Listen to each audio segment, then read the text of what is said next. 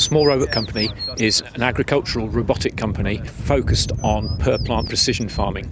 We use artificial intelligence to identify exactly where the weeds are in a field, and then we can precisely deal with them exactly how we want. If it's a good weed, we can leave it. If it's a bad weed, we can get rid of it with electricity.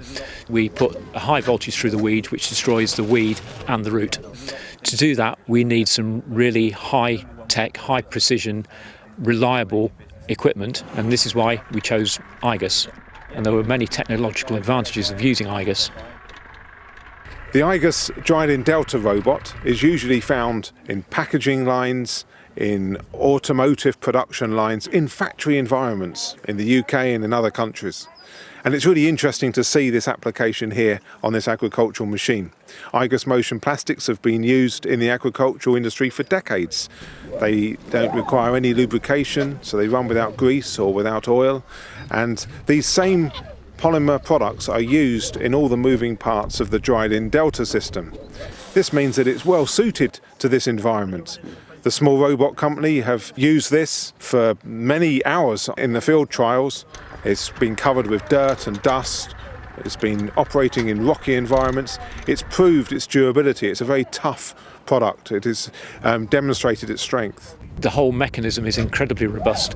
As we've been prototyping, we've jammed the arms into concrete, stones and everything, and so far we've not actually managed to break anything yet, which has been absolutely fantastic, much to our surprise. It's also at a very low price point, and that's going to be especially important when the Small Robot Companies scale up and start producing hundreds and thousands, maybe even hundreds of thousands of these robots. And then the price point of the Delta robot allows it to be used at these high volume applications.